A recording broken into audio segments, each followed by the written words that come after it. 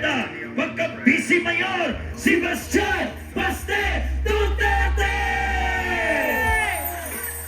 Baste Duterte, sa ating vice-mayor. Yan si Baste Duterte, siya ay para sa Davao. Salamat kayo. Ngayong gabi sa inyong tanan. Kumusta mo? Diba ba mo nga pinangga kay tamo? Kumuka po ninyong ilong ay. Mao na kung mabuwagan mo, hilak-hilak dayon. Di bitaw. Uy, sabaan ninyo yun, unsa ba? Di nga nanin, pit na magyud mahuman. Salamat ko sa tanang mga nanganhi karong gabion ha. Kay kibaw mo, kontra na itong administrasyon karon, wala may bit-bit na ayuda, wala may bit-bit na kwarta, pero niya mo, thank you kaayos inyong tanan.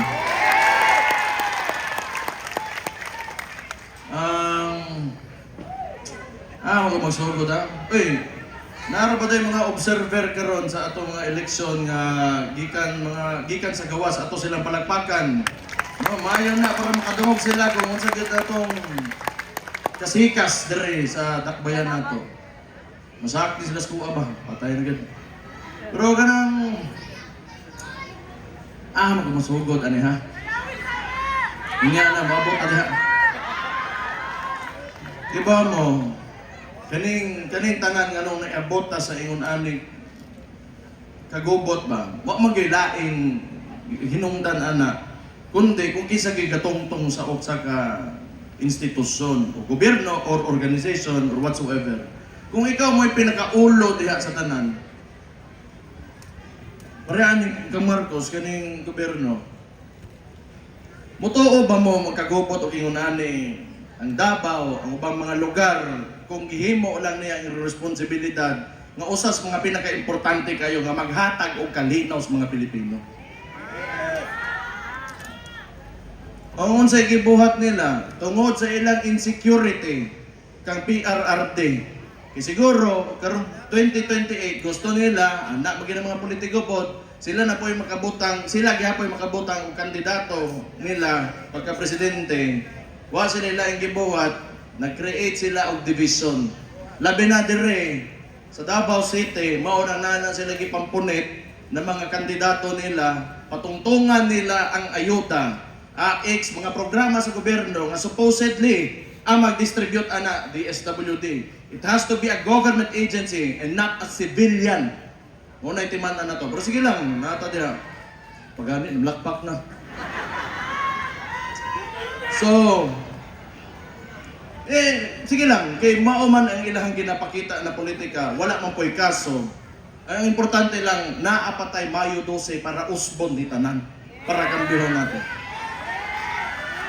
Pero sa sinugdanan palang gid kaayo nga mo lumuwa gid ko makadawat og di gid ko mooyon sa ilang gibuhat nga naa sila ginatawag na People's Initiative na nagpadagan sila papel diri sa Davao o dili lang sa Davao sa tibuok nasod papirmahan nila sa mga tao unya maghatag sila kwarta o bugas unya papirmahan nila without even explaining kung unsa tong papel ato nga gipirmahan sa tao kadto di ay posible nga kambyuhan nila ang konstitusyon. Unya, with that comes pagpadugay sa ilang mga termino sa mga incumbent na mga politiko.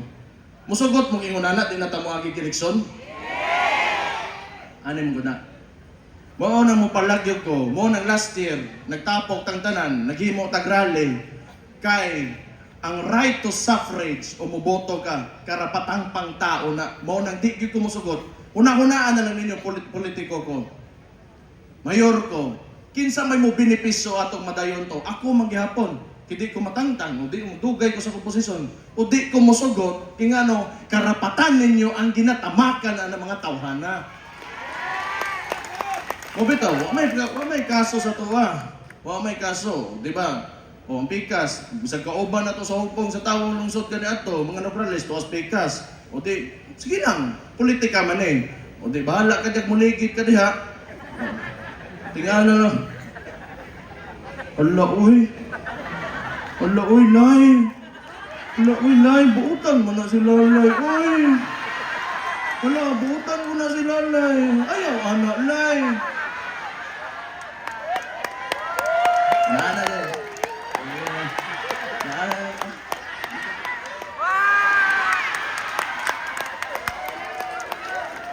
Kuya, oy.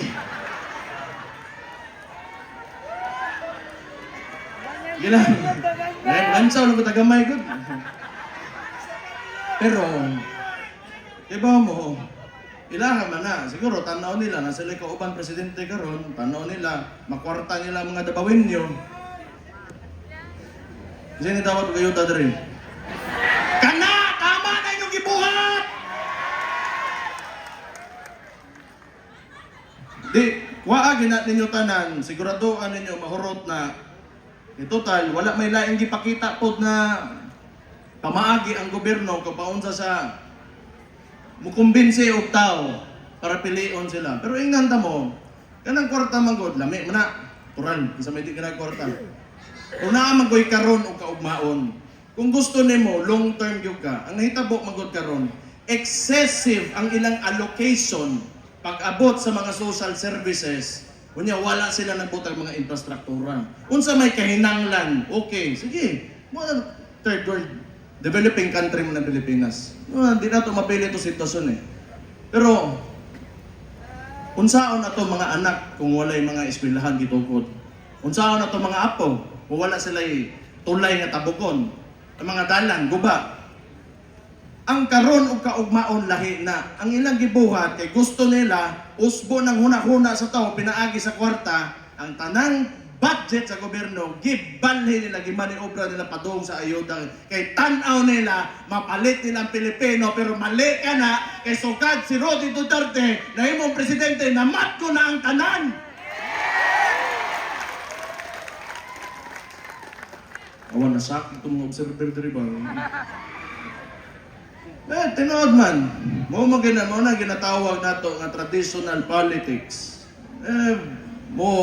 Ang mga opisalis ninyo, mangitag kwarta, magpasuporta ang negosante, mga petal para mudugay diha, pag-abot diha, unsay masoyop sa gobyerno mo i-ruling sunod eleksyon. Iba mo, kung ingana na naman po para mudagan ko, nya mudaog ko, di na lang gyud pog ko. Kaya akong kahinanglan ra gyud, kusog na ko para mubangon ko ta adlaw, para buhaton akong trabaho, suporta ra gyud sa mga tao.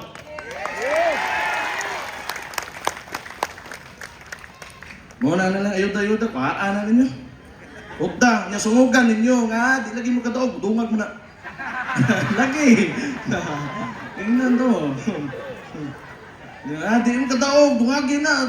Gawin yun, wow, butuhin eh. Tagam. Ay, Ginoo ko. Lain. Ala, uy, lain. Butang na na si nanay. Sabi yun.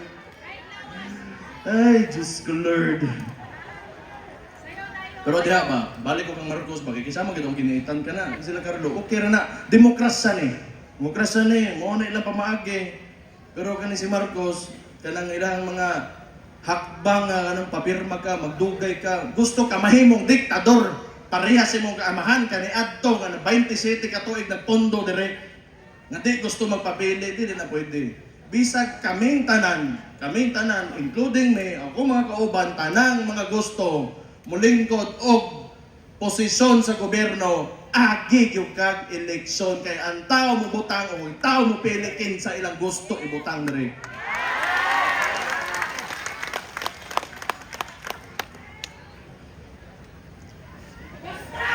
Tuman.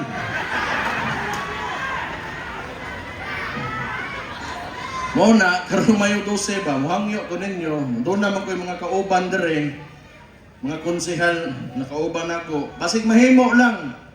Kung ganahan mo kami, ang hugpong sa tawong lungsod, si Kuan gyud ang pinag-auan si Roddy Duterte. Plataporma na mo, tanan na mong ginabuhat, pamaagi sa gobyerno, pamaagi sa mga trabaho, ug unsa among tan-aw sa among trabaho, ang giya na si Roddy Duterte. Gusto na ako ipaila-ila, magsugod ta kang TJ Corsino Braga. Kini si TJ Corsino Braga, apo, kini ni Ma'am Pilar Braga atong pagpakan Ma'am, palihog og tindog ma'am para makita kas mga tao na nanerbisyo gyud sa ato ang konseho dugay kay nga panahon. Si Ma'am Pilar kauban ako sa pagpatukod, kauban ang konseho pero sa akin nanguna sa pagpatukod og Davao City College. Sila pa kaniadto ni Mayor Inday Sara. Ma'am, salamat kay sa imong serbisyo, ma'am. Ingnan ta mo pagbraga, kauban ako sa local school board, maayo mo busisi o mga butang nga moagi diha, pag-abot sa kwarta, well allocated atong kwarta niya, sakto tanan. Kung gusto mo, nangita pa mo serbisyo ni Pilar Braga na sa TJ Corsino para pilion ninyo. Naas Paming Librado. Oh, pag mo sa mga pabor-pabor eh. Kauban meron ako nito nan. Si Paming Librado, ako ganahan ko kay kabaw mo, anak kanindot sa hugpong sa tawong lungsod. Kaysa political spectrum manggon ay wala na ituo. Kung tuo ka, gobyerno ka, conservative ka. Kung wala ka, progressive ka. Ganahan kag mga reforms, mga kaayuhan nga mag-introduce og mga bagong polisiya para sa ikaayos mga katawhan. Mga librado, dugay naman po ni sila. Ang nakagnindot sa tuwa, balansado ang ato ang kuan, ang atong political party. Siya pod ang usa sa nangusog kato mga rider nga dili na kinahanglan mo kuwag permit. Nga rider mo? Lahi na inyo bagay sa inyo ginaangkas. Di, katong kuan nga kanang murag arkabala na lang ilang bayran dili naggi-permit kitinuod di man pud na sila usa ka gusali pod nag business permit. Usa siya nga naningkamot gyud na mapapaspas ang atong ordinansa. Paming Librado ato ang kita mo ganang musukol gyud o ganang mga medyo aktibo, ganang di mo sugot og mga kabuang. Kana sila. Pero dili na NPA, lahi to. Extreme to sila. Na taas man na mo na yung political, lahi to nga center left, unya extreme left, center right, extreme right, totalitarian regime, diktador, murag Marcos, ultra right na sila. Mao nang esta eh. Kapoy explain. Na si Ragdi Iboyan. Ragdi Iboyan, tanaw na ko buutan o cute. Diba? Bitaw, tanaw na ko bright ng tawhana. Unya, bunoon ang mga Iboyan bright manggipod. Kauban ko man na. Ang duha, nang amakan dere, kita na ko. Tindog sir, para makitaan kas mga tao, pagpaga na to. Ang isuon niya, konsehal, si Edgar Jr. Excited ko, tanaw na ko, ng bata na ni mahimo gyud. Ganahan ko mga batan-on, king ano, idealista. Gusto na niya, hadlok nagtawag gyud. Muna, kung kani makalingkod ni sila, maghimo gyud na pamaagi para di sila maulawan sila mga kaugalingon. Mo'y tanaw na ko, na si Ragdi Iboyan, CPA, magna cum laude, Plato. Ganun man ni sila dagang bright ani nila, ako mo siguro pinakabugo dre. Pero kasi tanaw na ko patunayan niya yung kaugalingon og makalingkod siya. O kung kailan mo mga Iboyan og nalipay mo silang pagpanarbaho, na si Ragdi Iboyan para ninyo. Pilion na to Coronel Duso. Na si Bones Militar atong bakbakan. Bones Militar, ang kauban nako, ang iyang lolo kaniadto, wa gyud ko maingon, the late Bonnie Militar. Attorney daw sa hawd kaayo, bright yung kaayo, unya crucial kaysa nga kauban namo sa hugpong sa tawong lungsod kaniadto gyud. Ato si katong tiguang nga militar nga wala na ron. Dako kog pasalamat sa lolo ani o kaning apo mahusay man pod. Ang iyang committee is IT, di ba? Nahimo man pod ang trabaho og natiwas niya. Kung ganahan mo mga militar o sa kakugihan nila pag-abot sa trabaho sa konseho, naa si Bones Militar para pilion niya. Kanya na ka? Okay. Pag umangkon ta ka, iwit na ka. Naa si Tek Ocampo. Si Tek Ocampo, jurnalista ni siya.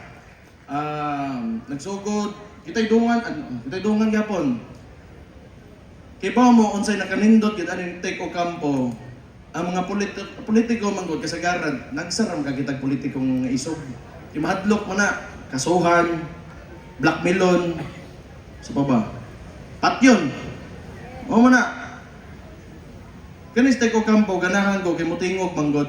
But pasabot na isog ba? Hindi man perme, nakay buutan ng mga konsehal, nakay ka sakto lang, napukay. Ana, kanis ko kampo, gusto nako nga naa siya sa konseho tungod kay mutingog ning tawhanan ni importante kaayo labi na pag-abot sa mga kamalian nga gibuhat aning administrasyon naa sa ko kampo para na ato aning pilion. Luna Acosta. Uy, daghang fans. Fans o palaman na lang ang kulang. Kuan, si Luna Acosta, ang kauban ani ang inahan gyud nako. Ana dito. Ma'am, tindog ma'am. Palihog ko kay para makita sa mga tao. Dugay po nato nagserbisyo nga konsehala diri sa ato ang dakbayan. No, ni ayang anak. Kini yang mama, kauban mo gyud nako. Wala gyud ko'y nakita nga ordinansa nga iyang gituso nga wala madayon tanan na lahos niya. Kuyaw gyud ni mga Acosta pag abot sa ilang trabaho sa konseho, naa si Attorney Luna Acosta para pilion ninyo usab na mulingkod sa ato ang konseho. Jessica Bungguyan. Kung gusto mo gwapa, daog nga daan. Pero kini siya, hindi na ko classmate, schoolmate na ko sa SPC, kabatch-batch man may ane. Buutan na gid ni kaniadto, ganahan ako batasan ani kaniadto pa lang kay managad gyud. Uyuan niya si Luijan Bunggoyan nga bay si mayor sa amahan kaniadto. Maayo nga kauban, mo gid ako maingon, maayo nga kauban sa trabaho. Pag kanang mangayo og opinyon, pangitaon ko para makahatag ko sa kuang unsay na sa una-una. Importante kaayo na amoy komunikasyon unya gatrabaho mo nga dungan gyud. Si Koki Bunggoyan tong bayhana nga nakita nako sa konseho nga gusto niya nga kauban niya ang tanan pag-abot sa iyang pagpanarbaho para walay mabilin. Jessica Bunggoyan.